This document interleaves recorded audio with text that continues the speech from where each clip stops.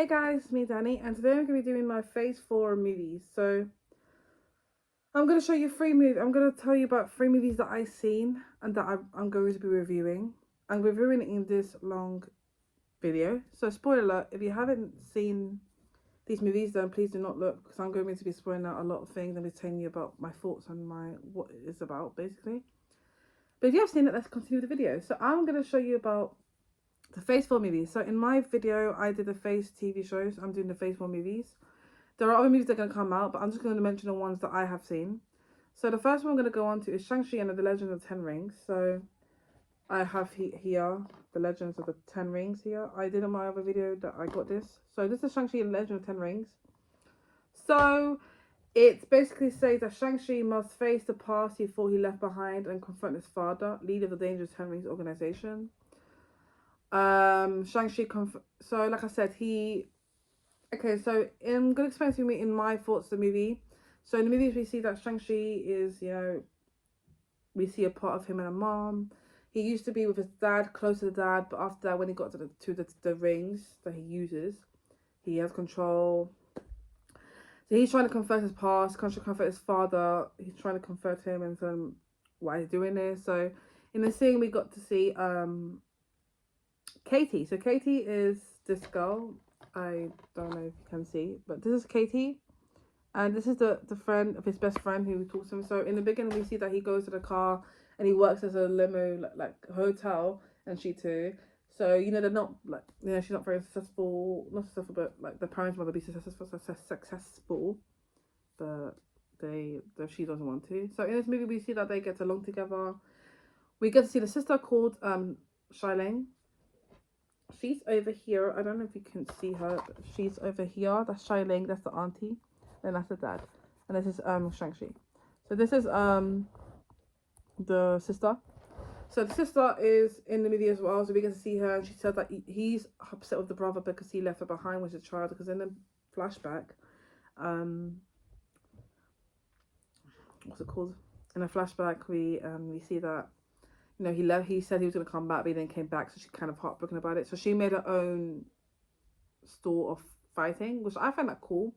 And I find that's very feminism. That's very cool that she made her own thing, because, that was very cool. So I like the scene when he was fighting the sister. And I like the elevator of the guy. I forgot what the guy's name was. I don't know if it was Trevor. I don't know if it was Trevor, or I don't know which one it was. But he was like, oh, you have to fight. You have to take a shirt off, because, oh, you're the other guy from the bus. So my favorite scene will have to be... sorry, let me keep on going. So... they get an invitation, but the invitation is to the dad's, and then they find out they all go back to the dad's house, and then he's like, oh, I need to find your mother, and we're like, but the mother's dead, why are you looking for the mother? Because in the movie, we get to see the mom and the dad for the first time, but then she gets killed by these gangs because of him, because he had this stupid nonsense. So they're like, oh, but the mom's dead, and he's like, no, we have to go to this temple is like where she is, and because in his mind he thinks she's alive. I don't know, maybe he's like cursed or crazy, I don't know. We also get to see that they get trapped, but then they get rescued by the I think the guy's called Trevor. It's the guy who's been there. So they help him and they go to the place. And after that, they get to the place. They're like, oh, we have to fight the dad. So okay, fine. So they fight over, and in the end, the dad dies. He gets killed, and in the end, it just happens with a end credit scene with what's her name, Shileng, and making her own feminism. It was all women's, all woman fighting group, and I was like, oh, amazing. Okay, so my final thoughts of the home movie was that I really enjoyed it. It was very nice how they made the first Asian movie as Marvel, and I really liked it how they made it like that. I liked it how it was all we saw like one character, it was like two characters who were like non-Asian, but they're all Asians, and I think that was very cool. I really enjoyed this movie. I felt like when it first came out, I was so excited because oh my god, they made a Marvel movie. It's so cool. And then when this came out, it was so famous. But yeah, I really enjoyed it. I feel like the dad was very evil to the boy. He used him just for pleasure. I don't know, not pleasure, but I think he used him just for a lot of things. And I feel like if he just didn't use him, then he'll be a good dad. But he wasn't. He used his sister. He used him to fight. He used them to basically do missions and just do things. And this came out a bit of Black Widow, because Black Widow, when she was young, The dad put her to this place where it was kind of like a bit of Black Widow and a bit of Shang-Chi, so I do see that in a way. I don't know if this is film right, but this is what I see in Shang-Chi. I feel like, Black Widow is also a problem as well, because they use her just for her, not for her fitness and for her strength, ability, and that's not needed.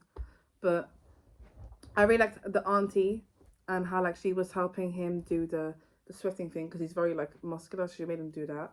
But I really enjoyed the movie. I think I just give it a 10 out of 10. I really enjoyed this. And yeah, my favorite characters had to be Shang-Chi, Katie, Shailing, Hang, the Nan, Trevor, and Wong. We also see Wong in this episode. We see him in the end credits. The end, and then we see him in the fight scene. We see him in the fight scene when he fights some other guy. Then we see him in the end when he asks Katie and what's it called? Katie and Shang-Chi about some stone thing they're talking about. I don't like the dad. I hate the dad. I just hate him. I just feel like he was a bad parent. He wanted for himself. He wanted to be the mom, and it's like, and in the end, the mom was not there. He was just all lies. It was just to basically take out the evil guys and kill him. So yeah, but I really liked how the end credits came with the sister making her own teammate. I was very cool, and I like that. So that is Shang-Chi. Let's go on to internals. Oh, how well we with internals. Okay, cool. So internals is basically a group of immortals, beings with superhuman powers. They have powers who have secretly lived on Earth for 1,000 years in one night to battle the evil deviants. So this came out 5th November. I watched this on cinema and Odeon in Leicester Square, and I watched it because my friend's sister, it was her birthday. I think it was her birthday, and she said, let's watch it on Odeon, and I said, okay. This is a Marvel movie, and I heard about it, but I wasn't sure, and I was a bit confused. So after coming to this movie, I was okay with it because I was very confused about the whole scenario. After reading some things, I got to know a bit, but I think like maybe if I watch it again, then maybe I can understand a bit more. It's on Disney Plus, so if I do watch it again, I do want to watch it again. So this came out a lot of actors in it. So let's go on. So I'm gonna say this internet, the bad qualities and the good qualities. Okay. Bad qualities. Let's see what these people said. So the film is pretty much inferior compared to the previous MCU movies that made them look great, and it lacks charm. It's interesting ideas from the previous MCU films and sometimes the weaker films. Okay, I do get what they're trying to say. I think with this movie... Okay, so let me just say before I even say my final thoughts about it. Okay, so in this movie, they're trying to find... They're trying to battle the evil deviants. That's basically what it's about. And we see new characters in it. We do have an end credit scene, I think it is. And that's basically it. I don't remember that much, but I know that it was about... They are fighting deviants and they have to fight someone, and one is stronger than the other, so they have to fight that person. In the end, they have a battle and they have to like fight at them. So yeah, the characters are still likable, but the problem with the movie was that there are too many characters introduced, while the runtime was 2 hours 37 minutes long, leaving them without any great character development. I do agree with that. I feel like they should have gave a bit more development of that. I feel like because they're likable. Yeah, there were too many characters introduced. I do get what they mean. Okay, it says here, besides, instead of it being a producer single film, it could have been a film trilogy to extend and explore more of the content, storylines, and character developments of the internals, so the audience can understand and get to know. Oh my god, this guy gave me an answer. I really like this. I feel like if they put it in different trilogies, then I would understand a bit more. If they would for example, if they would like do like a storyline of that guy, I don't know if it's Kirsty, I don't know who she is. But if they did a character of her, then maybe it'll be understandable, and then it will be compared.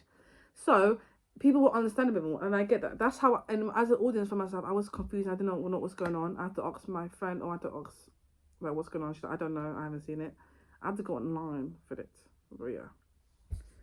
Let's see. Let's say the story can be very confusing to some fans compared to the other MC films. Akira's as twist villain is really confusing.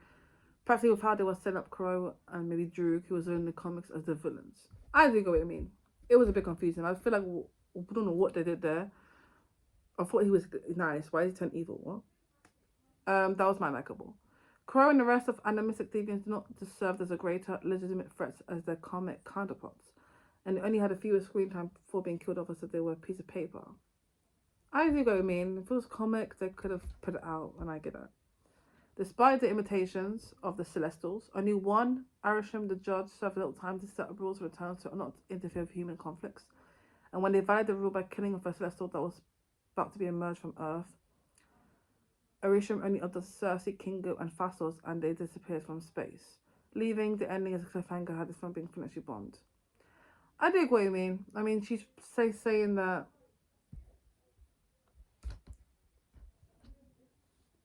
she said a little time to the rules. Yeah, I get the way you mean. It was only a little bit. We didn't get to see more about her. I do get what you mean. Arisham, I think, was the Salama. I think that's the character. I think it is. Yeah, because they adopted her, but the cliffhanger was bombed. I get what you mean. I mean, I understand. I get what they mean by that. Okay, let me see. Do Google. I make Google searches. Hold on, guys. Yeah.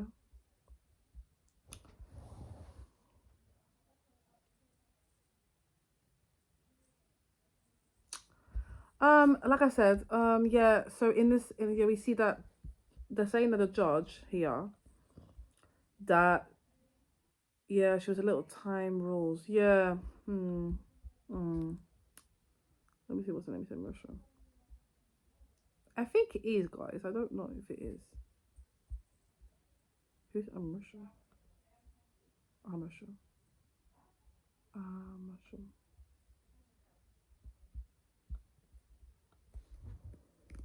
No, it's not her. I thought it was her, but it's Aya Jack.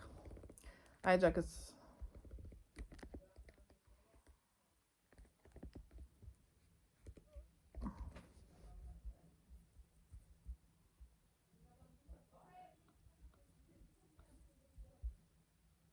Okay. So we see that Arisham. It won't allow me. I think I'm writing it wrong. The judge, who is it? Fair enough, yeah. So yes, they're saying that yeah, I get what they mean from that. The judge being killed. Okay, so Crow. So let's take on.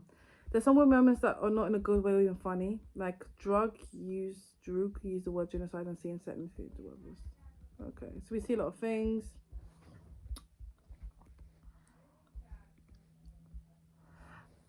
Even Avengers Endgame was 180 minutes, except it was well paced. The film is a little too explosion heavy. Yeah, I think that they really rushed a lot with the movie. Because you know when you see Avengers Endgame cut it down and they explain about each. This one did not explain what's going on. The sex scene featuring Octavius and Cersei was unnecessary to be added to the film despite it being shown for a few seconds. I mean, I do get what they mean. I just don't feel like, we don't see a lot of sex scenes in Marvel, and I feel like it's a Charlie friendly movie. Why they put that, but okay. It creates numerous plot holes throughout the film. For example, the Eternals are not from Earth but speak English, even before England existed. Yes, we get it about aliens from Captain Marvel and both Guardians of the Galaxy. Film can speak English. In early scene, they speak to locals in Mustomia in the local native language, but then speak to each other in English. Even the movie takes the liberty that they are speaking a different language. But the viewers only hear in English. The characters all still speak in different accents. I get what I mean. If Icarus was so committed to the emergence, why did he help reunite the Eternals? Unless he only helped gather the Eternals to prevent them from stopping the emergence while sparing his own murder of Ajax the first time he spoke with them. There's no reason for him to go back to the group. He could have simply refused to help the Eternals and then fly away to protect the upcoming setup to see Cersei and Sprite from Crow attack back in London. I get what they mean. Because he was a confused character, like, he could have just helped them. He could simply refuse to help the Eternals and then fly away to protect... Yeah, he could have protected the Celestial. That's what he could have just done. He couldn't just, did I don't know what was going on, mate. Karun, despite being entertaining, serves a very little to no purpose to the story other than being a comic relief and side character. I like Karun. I feel like he should have been more underrated and I liked him so much. So, Karun, I think I know it is. Karun, he's such a funny character. Like he was such a funny character. He just him with the was it the radio? It was so funny. It's true though. I did like him. Seems very little to no purpose to the story without being coming. I liked him. He was entertaining, but I think like they wanted to make it a bit like funny, you know. Okay, bad direction from Chloe, who directed Norman, which was much better film that won Best Picture. I think this film came out. I get what they mean. The problem with this woman is in the movie, I just don't feel like she was powerful, like she wasn't the strongest, and I feel like they could have made her more like a better character. But like, who is it? Who is it? I get what they mean. I mean, I would say the same thing. I mean, I don't like her that much, but okay. Is it Chloe? It's Chloe Chan? I think it's someone else they're talking about.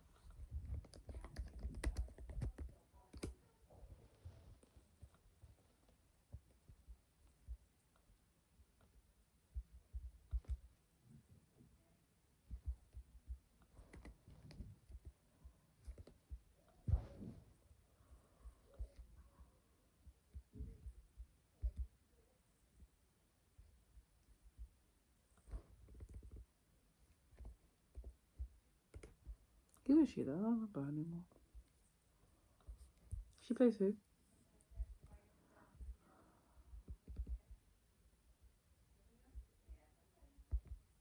Okay. Let's see who she is. Oh, she's director. Okay. Okay, so let's talk about something else. Sorry, okay, so it says there's a weird chemo from Hotel. So they're saying there's like a mid-credit scene. Apparently, Harry Styles is the credit scene. So they're saying that Eero's presence is pretty cool and the costume's very accurate to comics, but his performance is pretty awkward. So he seems to keep going back and forth between accents if he got lost in between the lines. I think what you mean. I think they're trying to make something like a character. And they were saying that he was like Thanos' brother, and I'm like, no, another one. So yeah, another one. Okay, so the good qualities. So there are some good action sequences, despite how few far between they are. The costume designs for the Eternals are excellent as they try to be faithful to the original comic source material. I agree with that. Nice realistic visual effects, much like previous films, and still holds up pretty well in 2010's standards, 2020. There's some funny moments, such as when the curious thing in pastor's table is made of vibranium, breaks in half. I like that one. See, that was very cool. It calls my nails. Despite of like great character developments, the character Eternals are at least likable at best. It says here, at least the film does try to be faithful to its source material of Eternals and its character's purpose. The film's effects are great. It made a soundtrack that was composed by Ramin Djawadi. For most of the time, the acting great, especially from Gemma Chan and Angelina Jolie, and some of the other performances from Leah Barry are decent. The post-credit scene is an indication Blade is coming to the MCU. Okay, so my thoughts of the Eternals are I like the movie. It's just that I was a bit confused about the whole thing. I did say the good there was I looked on in Google and I said but good qualities and bad qualities. I do agree with the bad quality. I feel like it should have been. The only thing I had that was lacking is it was just like action. There was action, but it was just like in the end, and I was like, I don't get the how's that Marvel movie, and I get where they were coming from, but after I see this movie again, then I will see. Sorry, my lips are hurting me. Okay, so that's Internals. Now we're gonna go into Spider-Man. This is the new Spider-Man that came out. It came out last year, I think. This year.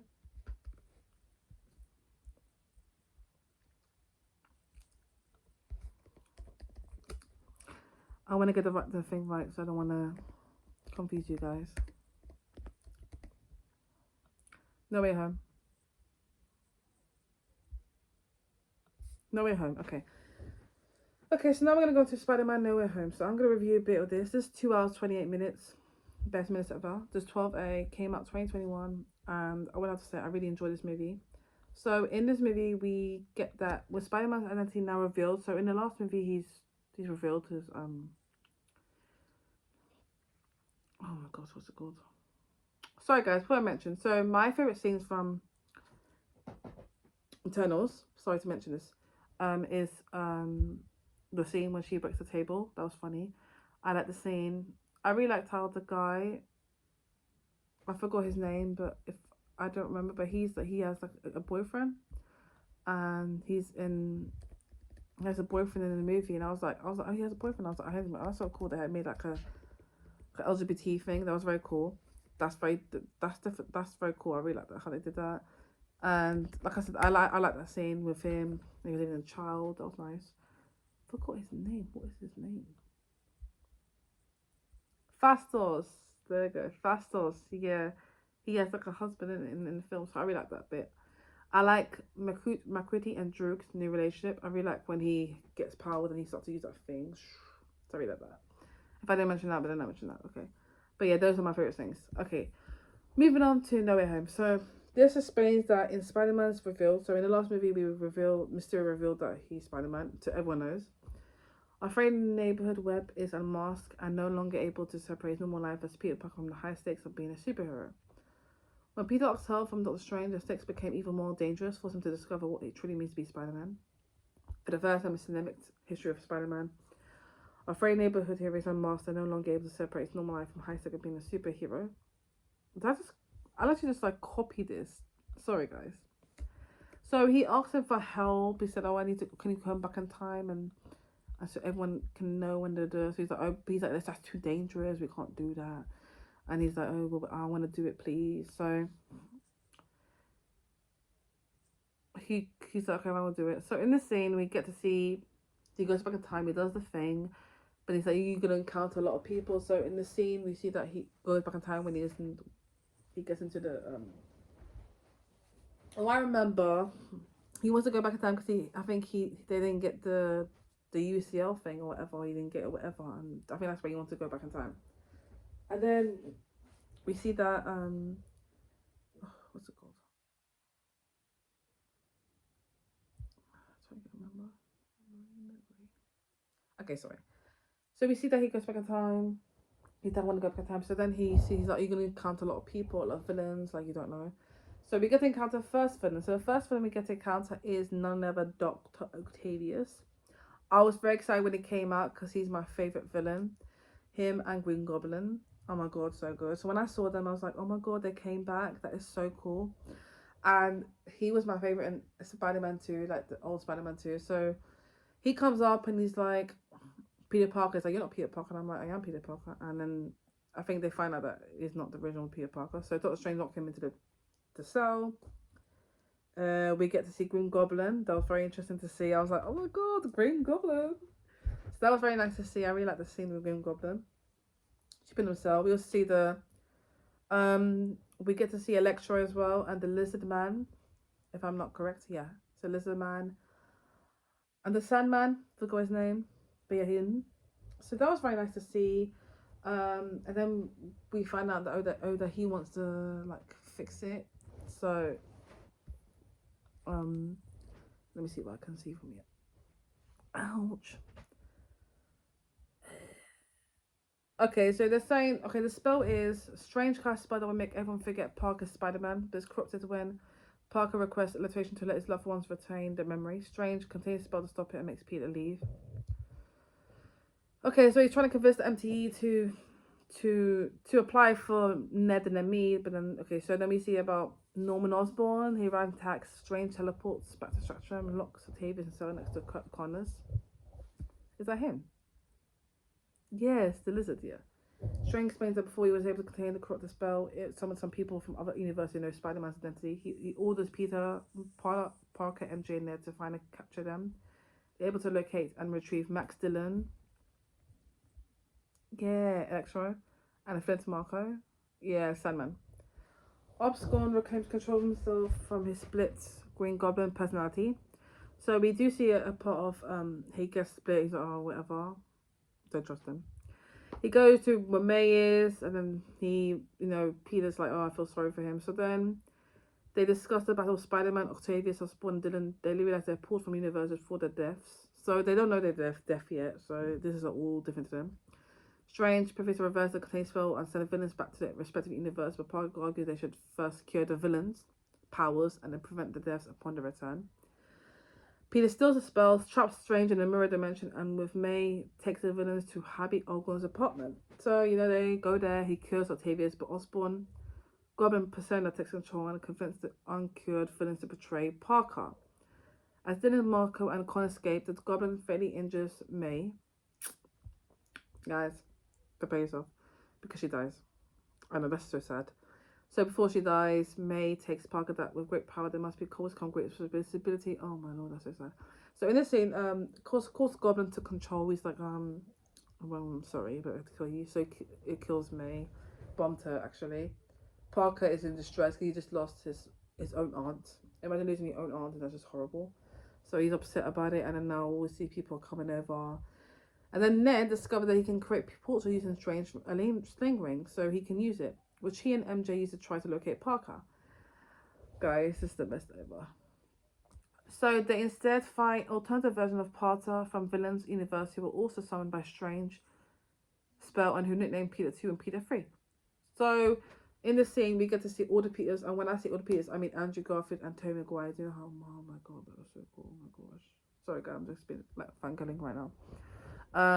The alternative Peter Parker share stories losing loved ones and encourage Peter 1 to fight in May's honor and the three Parkers to develop cures for the villains. So he's like, you just have to like do May's honor. And it was very emotional how they all got together, and it was very cool. But I would have to say Andrew Garfield, he's so funny. He was just acting like his normal children. They were acting that like they're having conversation in real life. I'm not joking to you. So the group healer, Dylan, Marco, and Connor to the Statue of Liberty, Peter 1, Peter 2. So that is Tobey Maguire and what's it called? I bet it is Peter 1, Peter 2. Yeah. So they're all like, I think it's the Peter 2. Peter 2 is who? Peter 2 is the Tobey Maguire, and Peter 3 is Spiderman. Andrew. So was it strange attempts? The Goblin appears and unleashes a contained spell which begins pulling more people in from other universes. Strange attempts to hold him off and rage. Peter 1 tries to kill the Goblin. Peter 2 stops him, and Peter 3 helps Peter 1. I know it's confusing, but like I said, you will. Inject the Goblin with cure, restoring Oblin's insanity. Peter 1 realizes that his only way to protect the universe to raise himself from everyone's memory. They request Strange to do while promising MJ and Ned they will find him again. The spell was to cast never returns to the respective universe, including Eddie, who lives behind a piece of the Venom symbiote. 2 years later, Parker visits MJ and Ned to release himself, but he decides against it. One morning at the May's grave, he has a conversation with Hogan and aspires to carry making new suit, resuming his vigilantism. Okay, so that is the ending of the Spider-Man. I have to say my final thoughts is that I really enjoyed Spider-Man. It was an amazing movie ever. I recommend you guys watch it. It was so good. And to watch the 3 Spider-Mans in the movie was amazing. I'm not even going to say I was godsmacked to my... Oh my god. I was fangirling so much. My favourite scenes would have to be the scene where Tobey Maguire and Andrew Garfield come into the dimension, and I was like, and I was in the Syracuse. I had to say that a lot of people were shouting and they're like, woohoo, and I was like, wow, these people are fun. These people are like crazy. It was so funny because I was just so happy. I was emotional and happy at the same time because Tobey Maguire, for me, I had a very crush on Tobey Maguire. I also like Andrew Garfield, but Tobey Maguire, he's just amazing. I enjoyed him in Spider-Man, and I enjoyed Andrew Garfield. I was like, oh, Andrew Garfield, cool. And yeah, that was very nice. I really liked how Andrew Garfield, that's Peter Maguire, he was like going up the stairs and he was like, oh, it was a funny scene. Also funny, it made me laugh. We get to see that my favourite scene also have to be with Octavius and Goblin when they all fight together, and the ending when they all three fight together. That was so cool. The scene that I was so annoyed was that when Tobey Maguire got stung by a Goblin, and I was like, oh my god, that's so annoying. And then my friend's like, he's fine. I was like, I'm so annoyed. Why you do it to Tobey Maguire, man? Shut up. But he was fine. And I like the scene when they're all coming together. It was so cute.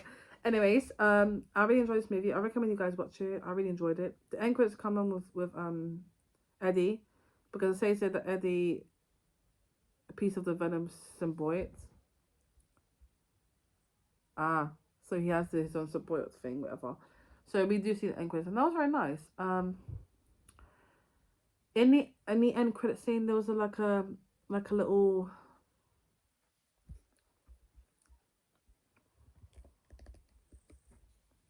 Sorry, guys, my lips. Sorry. There's a credit scene in the end. It was a trailer, and the trailer was the Spider-Man, the Doctor Strange multiverse. There's a trailer coming out, and there was just, and there was we never seen it, so that was the end credit scene. Those two. So one was with the Venom, and the other one was the Doctor Strange. So the Venom, oh, Doctor Strange is so good, trust me. Oh, shut up. She doesn't want to go down.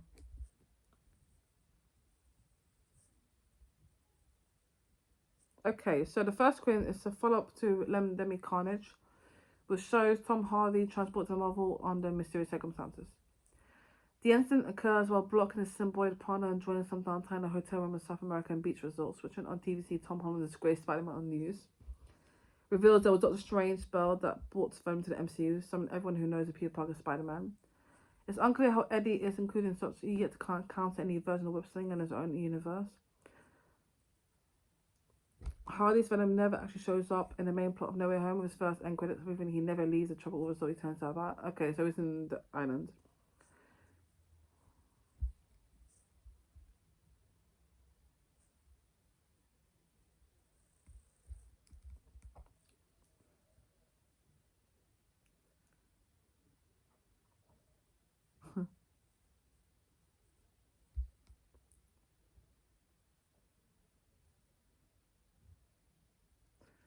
Just as a scene, this scene might be fun, but unconventional. The camera zooms one bar where it reveals that a tiny bit of Venom symbiote separated from Brock has been left to roam the MCU.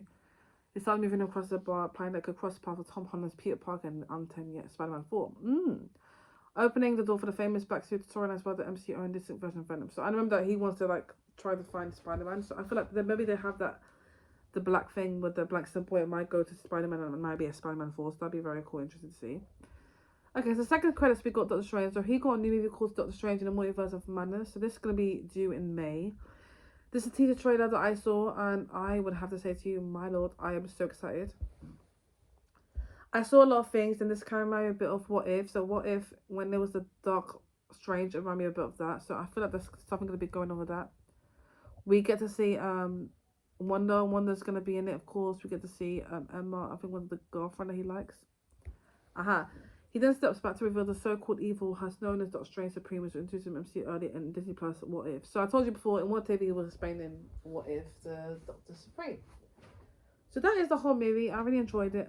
Yes, that is the whole Phase 4 movies. There's other Phase 4 movies, but I haven't seen them yet because they haven't come out yet. I'm waiting for this one to come out in May or March. I don't know. Wait, I think it's in May.